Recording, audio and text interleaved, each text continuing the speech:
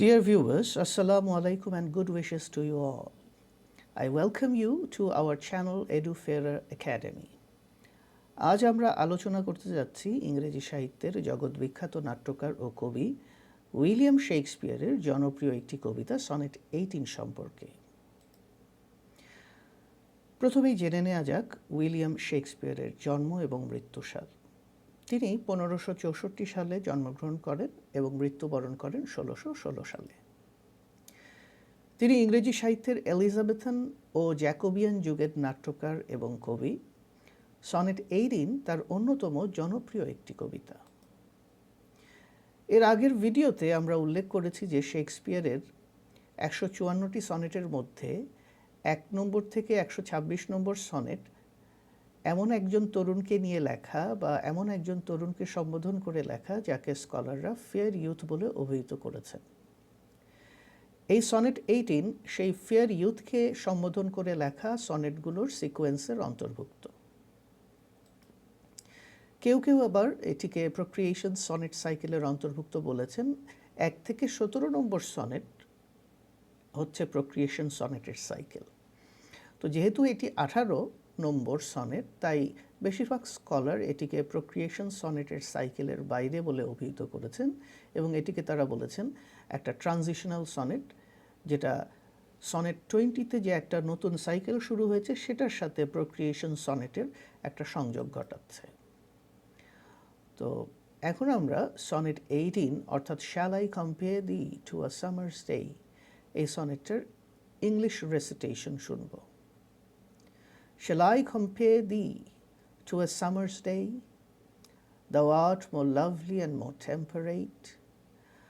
Rough winds do shake the darling buds of May, and summer's leaves hath all too short a date.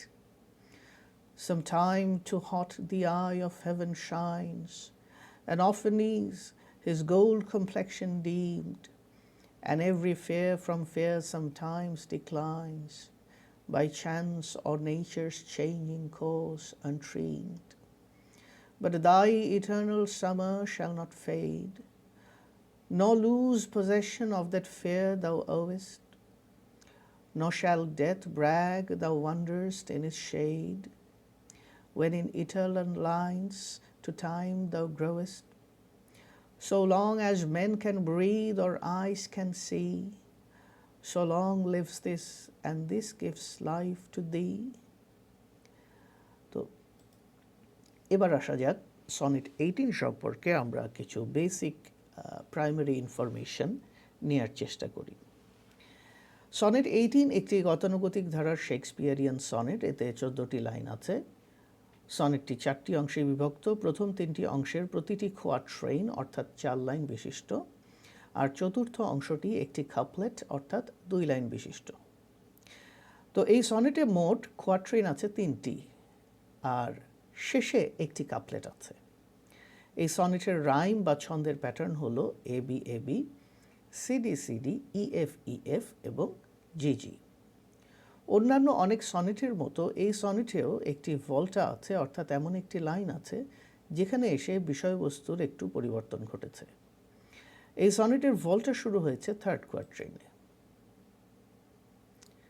তো এই সনেটের যে প্রথম কোয়াট্রেইন বা first কোয়াট্রেইন, সেই first কোয়াট্রেইন থেকে আমরা এর বিশ্লেষণটা শুরু করি। কোয়াট্রেইন 1. Shall I compare thee to a summer's day? Thou art more lovely and more temperate. Rough winds do shake the darling buds of May, and summer's lease hath all too short a date. Bangla অনুবাদ করলে দাঁড়ায়, আমি কি তোমার তুলনা দেব এক গ্রীষ্ম দিনের সনে? তুমি তো অনেক বেশি মনোহর আর কোমল প্রাণ। ফুলকুড়িদের নাড়িয়ে যায় মে মাসের ঝড়ো প্রভঞ্জনে, ক্ষণস্থায়ী গ্রীষ্ম খুব সহসাই করে ফেলে প্রস্থান। Second quatrain. Sometime too hot the eye of heaven shines, and often is his gold complexion deemed, and every fair from fair sometime declines, by chance or nature's changing course untrimmed. Bangla অনুবাদ, কখনো গনগন করে আকাশের নয়ন জ্বলতে থাকে, কখনো বা তার স্বর্ণালী আভা মলিন হয়ে যায়। সব সুন্দরী তার সৌন্দর্য হারায় কোনো বিপাকে, কপাল দোষে কিংবা প্রকৃতির অমোঘ পরিবর্তনের ধারায়। Now, third quatrain. But thy eternal summer shall not fade, nor lose possession of that fair thou owest. Nor shall death brag thou wanderest in his shade, when in eternal lines to time thou growest. বঙ্গানুবাদ। কিন্তু তোমার চিররূপ যৌবন হবে না কো ক্ষয় আর, কখনো হারাবে না সে শোভা তুমি যা ধারণ করে আছো। মরণ করবে না এ দাবি কখনো ছুঁয়েছ ছায়া তার, চিরন্তন এ লেখার ভর করে নিরবধি এগিয়ে চলেছ। The last part, that means the couplet. So long as men can breathe or eyes can see, so long lives this, and this gives life to thee. বঙ্গানুবাদ। যতদিন মানব বক্ষ নেবে শ্বাস আর দেখবে দু চোখ দিয়ে, ততকাল রবে লেখা মোর আর তোমারেও রাখবে বাঁচিয়ে। Now let's come to the analysis. কবিতার শুরুতে প্রথম লাইনে কবি বা কবিতার স্পিকার প্রিয় বন্ধুকে সম্বোধন করে বলছেন, Shall I compare thee to a summer's day? অর্থাৎ, আমি কি তোমার তুলনা দেব গ্রীষ্মের এক দিনের সঙ্গে? পরবর্তী যে 11টি লাইন, সেই 11টি লাইন কিন্তু কবি এই তুলনা দেওয়ার কাজেই লিখেছেন, বা 11টি লাইনে এই তুলনা দেওয়ার কাজেই কবি মগ্ন ছিলেন। দ্বিতীয় লাইনে কবি বর্ণনা দেওয়া শুরু করলেন কেন তার বন্ধু গ্রীষ্ম দিনের চাইতে ভিন্ন এবং উত্তম। সেকেন্ড লাইনে তিনি বললেন, তার বন্ধুকে অভিহিত করলেন যে তার বন্ধু more lovely and more temperate. অর্থাৎ তিনি এই বলে ব্যাখ্যা দিলেন যে তার বন্ধু গ্রীষ্মের দিনের চাইতে অধিক সুন্দর এবং অনেক বেশি কোমল প্রাণ, নরম। এরপর তিনি একে একে গ্রীষ্মের নেতিবাচক দিকগুলো তুলে ধরতে লাগলেন। প্রথমে তিনি বললেন যে গ্রীষ্ম ঋতুতে মে মাসে ঝড়ো বাতাস ফুলের কুড়িদের নাড়া দিয়ে যায় বা ঝাঁকি দিয়ে যায়। তারপর তিনি বললেন সূর্যের আলো গ্রীষ্ম ঋতুতে কখনো অতি গরম, আবার কখনো একদম মলিন। কবিতার ভেতর সূর্যকে তিনি একটা মেটাফোরের সাহায্যে বুঝিয়েছেন। তিনি সূর্যকে অভিহিত করেছেন আই অফ হেভেন বলে, অর্থাৎ আকাশের চোখ। তারপর তিনি গ্রীষ্মের আরও কিছু দোষ ত্রুটি তুলে ধরেছেন, যেমন গ্রীষ্ম ঋতু খুবই ক্ষণস্থায়ী।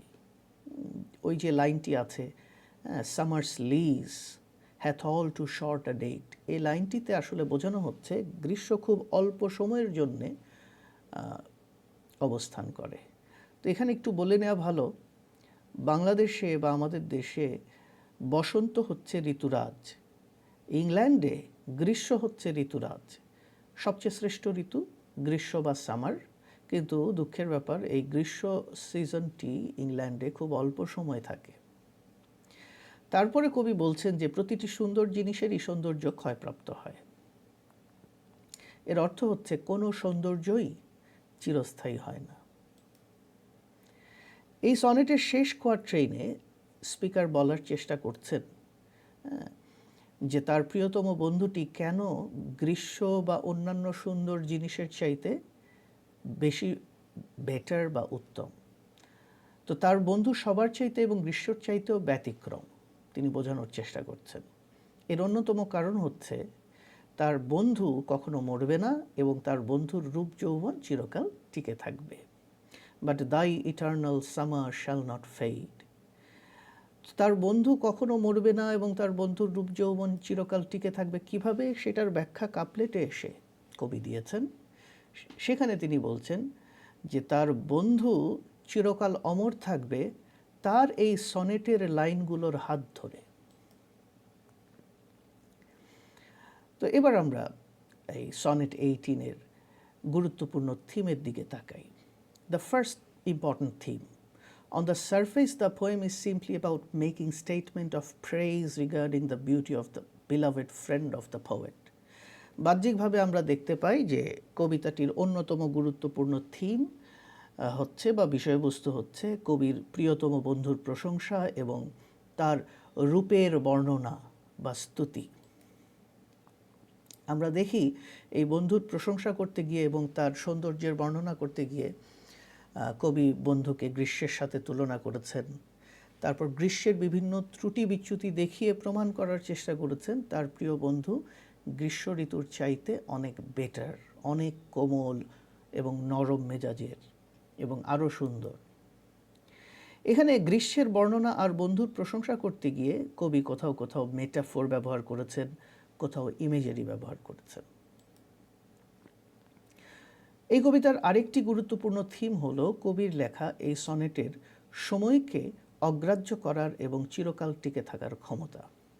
অর্থাৎ কবি বোঝানোর চেষ্টা করছেন যে তার এই সনেট চিরকাল টিকে থাকার মাধ্যমে তার বন্ধুকেও ভবিষ্যৎ প্রজন্মের কাছে অমর করে রাখবে। এই সনেটটি তাই তার বন্ধুর অমরত্বের চাবিকাঠি। কবি শেক্সপিয়ারের দাবি অনুযায়ী তার এই কবিতার যেমন ধ্বংস নাই, এর পাশাপাশি কবিতার কল্যাণে তার বন্ধুরও মৃত্যু নাই। এবার আমরা চলে আসি এই সনেট 18-এ কী কী ফিগার অফ স্পিচ ব্যবহার করা হয়েছে সেটাতে। তো আমরা ফিগার অফ স্পিচে খুব বেশি ব্যাখ্যায় যাব না, জাস্ট আইডেন্টিফাই করব কোন লাইনে কী ফিগার অফ স্পিচ আছে। কবিতার প্রথম লাইনেই রয়েছে একটি মেটাফোর। কবি তার বন্ধুকে তুলনা করছেন সামারের একটি ডের সাথে। কবিতার যে থার্ড লাইন, সেই থার্ড লাইনে কবি পার্সনিফিকেশন ব্যবহার করছেন। ফোর্থ লাইনেও পার্সনিফিকেশনের ব্যবহার আছে। ফিফথ লাইনে এসে আমরা মেটাফোর এবং পার্সনিফিকেশন দুটো ফিগার অফ স্পিচেরই ব্যবহার পাচ্ছি। এবং থার্ড, ফিফথ এবং সিক্সথ লাইনে আমরা ইমেজারির ব্যবহার দেখতে পাচ্ছি। কবিতার নাইন্থ লাইনে বা নবম লাইনে মেটাফোর রয়েছে। সেখানে কবি সামার শব্দটিকে মেটাফোর হিসেবে ব্যবহার করেছেন তার বন্ধুর যৌবন এবং রূপ সৌন্দর্যকে বোঝানোর জন্যে। কবিতার নাইন্থ লাইন থেকে 14th লাইন পর্যন্ত হাইপারবোলিক স্টেটমেন্টস বা হাইপারবোলের ব্যবহার হয়েছে। কবিতার 11তম লাইনে সবচেয়ে বেশি সংখ্যক ফিগার অফ স্পিচ ব্যবহার করা হয়েছে। সেই 11 নম্বর লাইনটিতে যেখানে বলা হয়েছে nor death shall brag the wanderest in his shade বা এই টাইপের। তো এই 11তম লাইনটিতে এখানে বিবলিক্যাল অ্যালিউশন আছে, মেটাফোর আছে, পার্সনিফিকেশন আছে এবং ইমেজারি আছে। তো বিবলিক্যাল অ্যালিউশন কেন? কারণ এই লাইনটিতে মৃত্যুকে একটা গাছের সাথে তুলনা করা হয়েছে। আসলে এই তুলনাটা বাইবেল থেকে নিয়ে আসা হয়েছে। তেমনি মৃত্যুকে একটা গাছের সাথে তুলনা করা হয়েছে, কিন্তু লাইক বা অ্যাজ শব্দটি ব্যবহার করা হয়নি। এই ধরনের তুলনাকে বলা হয় মেটাফোর। আবার পার্সনিফিকেশনও আছে, কারণ এখানে মৃত্যু বা ডেথকে পার্সনিফাই করা হয়েছে, মানুষের মতো ট্রিট করা হয়েছে। আবার এখানে একটা ভিজুয়াল ইমেজারি আছে, যে এই লাইনটি পড়লেই আমাদের কল্পনার চোখে আমরা দেখতে পাই মৃত্যু যেন একটা সুবিশাল গাছের মতো ছায়া বিস্তার করে অবস্থান করছে, তার নিচ দিয়ে কেউ হেঁটে গেলেই তাকে মৃত্যু স্পর্শ করবে। তো এবার আসা যাক এই কবিতায় যে বিষয়বস্তুর আলোচনা করা হয়েছে সেখান থেকে কি ধরনের প্রশ্ন আসতে পারে। ফার্স্ট অফ অল, কবিতার থিম নিয়ে প্রশ্ন আসতে পারে, স্ট্রাকচার নিয়ে প্রশ্ন আসতে পারে, কবিতার মিনিং নিয়ে প্রশ্ন আসতে পারে, সেগুলো তো আমরা আগেই আলোচনা করলাম। আরেকটা প্রশ্ন যেটা আসতে পারে কবিতা থেকে সেটি হচ্ছে how does the poet praise his friend. তো কিভাবে কবি তার বন্ধুকে এই কবিতায় প্রশংসা করেছেন। তো এখানে আমরা যেটা দেখি, initially the speaker compares his friend with a lovely day of summer. শুরুতে কবি তার বন্ধুকে গ্রীষ্মের একটা চমৎকার দিনের সাথে তুলনা করেছেন, কিন্তু ইমিডিয়েটলি পরের লাইনে তিনি বলেছেন তার বন্ধু গ্রীষ্মের দিনের চাইতে বেটার। এরপর তার বন্ধু কেন গ্রীষ্মের দিনের চাইতে বেটার সেই কারণটা তিনি এক্সপ্লেইন করেছেন। সেই কারণটা এক্সপ্লেইন করতে গিয়ে প্রথমে সামারের যে ডে সেটার কিছু শর্টকামিংস বা ত্রুটি বিচ্যুতি তুলে ধরেছেন।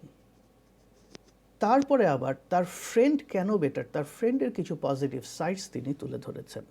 এবং তিনি ডিক্লেয়ার করেছেন যে তার ফ্রেন্ডের ইয়ুথ এবং বিউটি এটা ইটার্নাল, তার ফ্রেন্ড সবসময় অমর থাকবে, মৃত্যু কখনো তার ফ্রেন্ডকে স্পর্শ করবে না। এভাবে তিনি তার ফ্রেন্ডকে ইউলোজাইজ করেছেন বা প্রেইজ করেছেন। এইভাবে প্রেইজ